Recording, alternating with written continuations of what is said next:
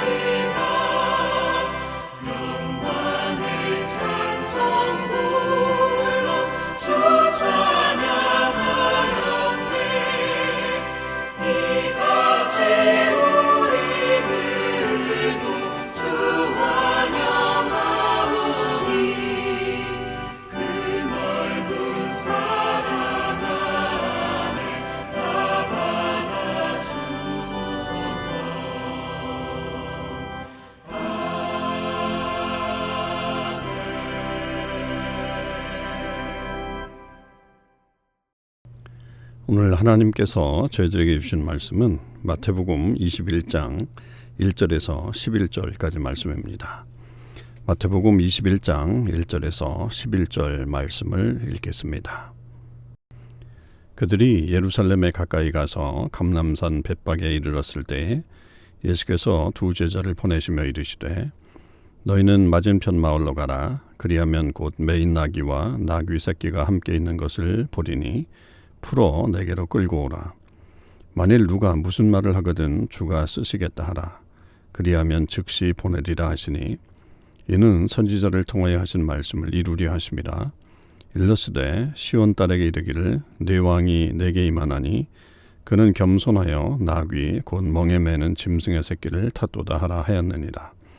제자들이 가서 예수께서 명하신 대로 하여 나귀와 나귀 새끼를 끌고 와서 자기들의 겉옷을 그 위에 얹음에 예수께서 그 위에 타시니 무리의 대다수는 그들의 겉옷을 길에 펴고 다른 이들은 나뭇가지를 베어 길에 펴고 앞에서 가고 뒤에서 따른 무리가 소리 높여 이르되 호산나 다윗의 자손이여 찬송하리로다.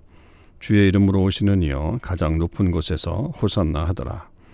예수께서 예루살렘에 들어가시니 온 성이 소동하여 이르되 이는 누구냐 하거늘 무리가 이르되 갈릴리 나사렛에서 나온 선지자 예수라 하니라.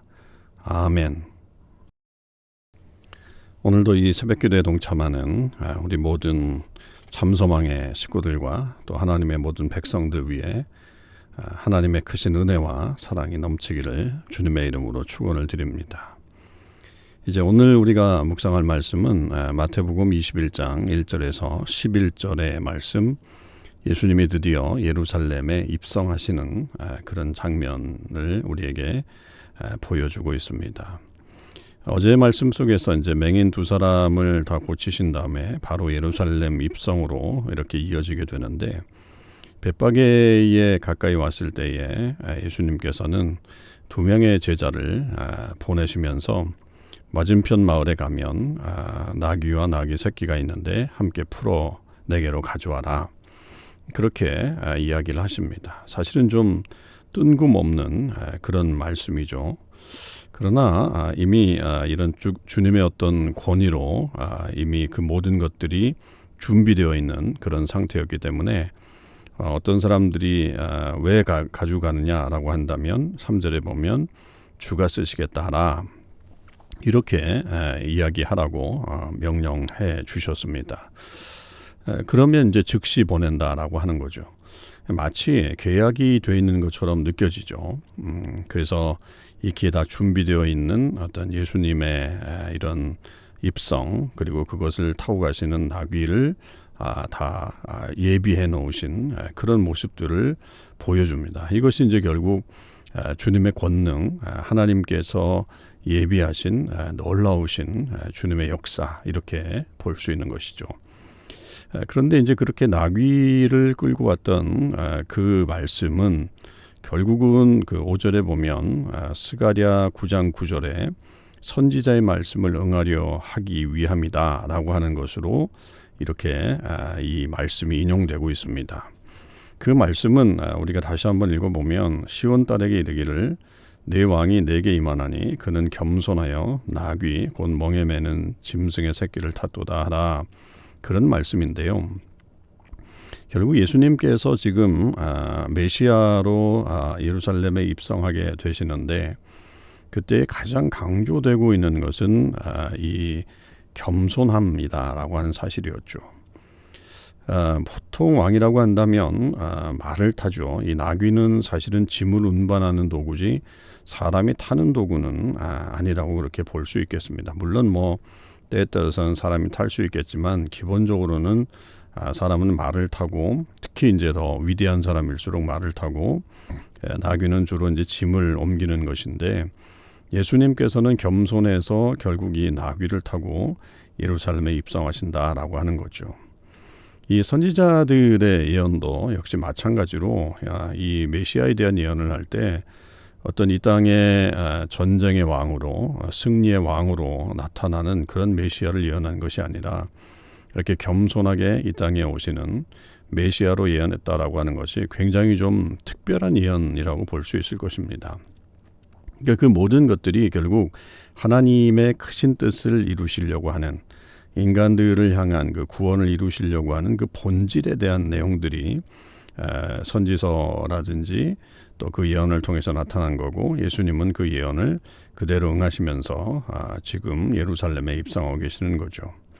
그렇게 해서 이제 이 나귀를 끌고 오게 됐는데 이 특별히 이 마태복음에는 그 나귀와 나귀 새끼를 함께 풀고 끌고 와라 이렇게 표현을 하고 있어요. 그래서 아마 어미를 같이 데리고 왔을 확률이 굉장히 높죠.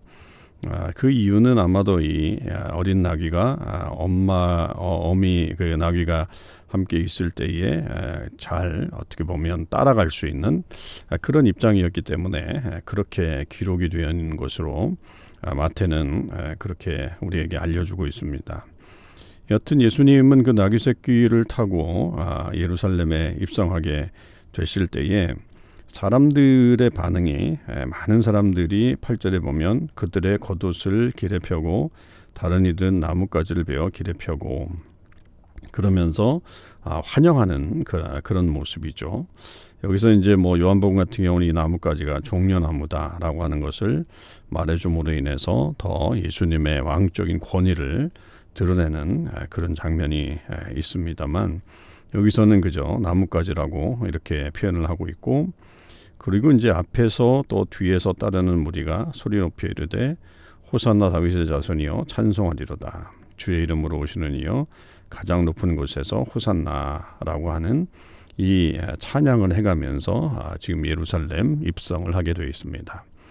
보통 이 찬양들은 이 유월절에 이스라엘 백성들이 이 유월절 행사를 지키기 위해서 예루살렘으로 올라갈 때 부르던 그런 노래라고 하죠. 이게 물론 시편을 인용하고 있는 말씀이지만 그렇게 그 찬양을 부르면서 그들은 계속해서 오실 메시아에 대한 기대감들을 가지고 있었다라고 하는 것입니다. 이 사람들은 아마도 이제 그 시작은 갈릴리에서부터 계속 따라왔던 예수님의 어떤 행위나 혹은 그 권위의 말씀들을 들으면서 따라왔던 사람들이 6월절에 함께 이렇게 오면서 더 열정적인 지지자가 됐을 것이고, 또 그것뿐만 아니라 각 마을에서 지금 이 예루살렘으로 올라오고 있는 사람들이 그 분위기를 보면서 이분이 기대하는 메시아가 아닐까라고 하는 마음으로 함께 그 무리에 동참하고 있는 그런 내용들입니다. 그러니까 지금 이 6월절의 어떤 기대감과 함께 동시에 예수님에 대해서 이런 높은 기대감을 갖고 그들이 환영하고 있는 그런 사람들이죠. 그런데 이제 10절과 11절에 보면 이 성 안의 사람들의 어떤 모습이 드러납니다. 지금 성 밖에서는 굉장한 뜨거운 열정으로 이렇게 막 타오르고 있는 메시아에 대한 기대감들이 있었는데, 이 성 안에 있는 사람들은 굉장히 냉담한 분위기들이 보여지죠. 그러니까 예루살렘 그 올라온 그 성 바깥에 그것을 이들은 소동이라고 여기고 있죠. 그래서 이가 누구냐라고 하는 것을 질문을 하면서 그랬더니 갈릴리 나사렛에서 나온 선지자 예수라, 그렇게 이제 대답을 하게 됩니다. 그러니까 이 말이 예수님에 대한 어떤 그 메시아에 대한 기대감이기보다는 그저 평범한 한 사람, 물론 예수님을 선지자라고 표현하고 있는 것에 대해서 특별한 표현일 수는 있겠지만, 그러나 그 선지자라고 하는 말 자체가 뭐 메시아나 혹은 또 어떤 영광스러운 그런 사람을 표현하는 것은 분명 아니기에 이들에게 있어서는 그저 평범한 한 사람이 지금 들어오지만, 그러나 좀 평소와는 다르게 많은 사람들이 예수를 추앙하고 있다라고 하는 것밖에는 되지 않습니다. 이들의 분위기는 굉장히 차갑죠. 그러니까 성 밖에 있는 사람들은 뜨겁게 그렇게 나아가지만 이들은 아주 차갑게 예수님에 대해서 반응하고 있는 그런 모습을 볼 수가 있습니다. 그러니까 이렇게 어떻게 보면 온도차가 있죠. 그래서 이제 결국은 이런 모습들을 통해서 이 마치 폭풍의 전야처럼 이 6월절에 어떤 일어날 일들을 준비하고 있는, 그러나 그 모습은 전혀 다르게 나타나고 있는 그런 모습들이 여기서 드러나고 있습니다. 여러분, 우리는 어떤 모습으로 주님을 향해 따라갈까요? 물론 이제 이 예수님에 대해서 이렇게 환영했던 무리들이 예수님을 그렇게 배반하는 어떤 그런 모습을 보여주지만, 사실은 이 무리들과 또 이 안에서 있던 무리들하고는 좀 다른 사람이라고 한다면, 계속해서 예수님에 대해서 좋지 않게 생각하고 있었던 이 성 안의 사람들은 이 일로 인해서 굉장히 시끄러워질 것을, 그리고 또 그런 현상들을 본 사람들의 어떤 그런 반응이었다고 봐야 되겠죠. 그런 사람들은 계속해서 예수님에 대해서 그렇게 냉담하게 지켜보고 또 그렇게 나아갔던 것을 보게 됩니다.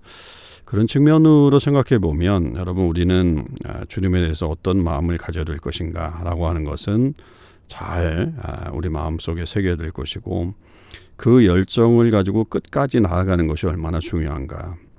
우리 마음속에 어떤 회의가 있을 수 있고 냉담함이 찾아올 수도 있지만, 그러나 그분이 진정한 메시아이고 우리의 구세주라고 한다면 우리는 끝까지 열정을 가지고 그분에게 나아가야 될 것이고, 특별히 이 땅에 겸손하게 오신 그 주님을 진정으로 우리가 맞이할 때에 주의 능력이 나타나게 되는 겁니다.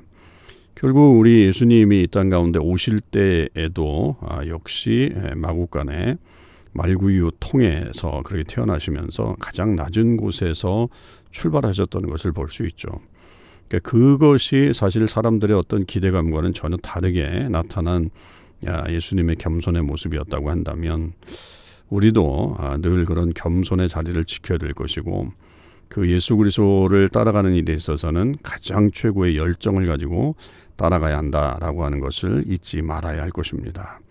저와 여러분의 모든 삶 속에 이런 열정이 계속해서 타오르는 그런 은혜가 있기를 바라고, 또 우리는 늘 겸손의 자리를 유지하면서 살아가는 이 양면성의 이 귀한 삶을 늘 유지하며 살아가는 삶이 있기를 주님의 이름으로 간절히 축원을 드립니다. 특별히 이제 오늘부터 우리 중고등부의 TD 학생들이 유스코스타를 떠나게 됩니다. 우리 교회에서는 또 스텝도 가게 되고 또 우리 학생들도 가게 되고 인도자도 있는데 우리 이것을 위해서 꼭 기도해 주십시오. 이번 2박 3일이 하나님의 놀라우신 은혜가 우리 자녀들에게 나타날 수 있도록 함께 기도해 주시면 감사하겠습니다. 기도하겠습니다. 하나님 아버지 감사합니다.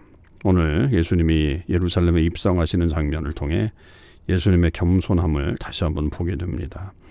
우리 안에도 예수님을 닮아서 겸손한 삶을 살아갈 수 있게 하여 주시옵시고 아버지 하나님 이 땅 가운데 그렇게 모든 사람들을 위해서 오셨지만 낮고 또 연약한 모습으로 나오시는 예수님을 통해 우리도 더 낮아지고 또 섬길 수 있는 그런 모습을 갖게 하여 주옵소서. 예수님을 향한 열정적인 환영이 있었습니다. 그러나 또 반대로 냉담한 반응도 있었습니다. 주님, 저희들 끝까지 주님을 향해서 열정적으로 환영하고 또 맞아들이며 또 따라갈 수 있는 저를 되게 하시고 그 길이 때론 힘들어도 포기하지 않고 주저하지 않고 끝까지 따라가는 저희들의 삶이 되게 하여 주옵소서. 하나님 아버지, 특별히 오늘부터 진행되는 유스코스타를 하나님 지켜주시길 원합니다.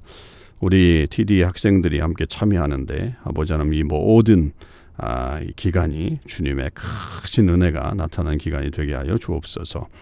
우리 교회에서 학생들이 또 참여하고 또 봉사자들도 가고 또 섬김이들도 있습니다. 주님, 저들뿐만 아니라 참여하는 모든 이들이 정말로 하나님께서 주시는 큰 은혜 받아서 이 땅에 다음 세대 젊은이들이 세상을 변화시킬 수 있는 능력이 나타나게 하여 주시옵소서. 오늘 하루도 주님의 은혜 가운데 살기를 간절히 원하며 우리 주님 예수 그리스도의 이름으로 기도하옵나이다. 아멘. 성도 여러분, 오늘 하루도 주님의 은혜 안에서 승리의 삶을 사실 수 있기를 바랍니다.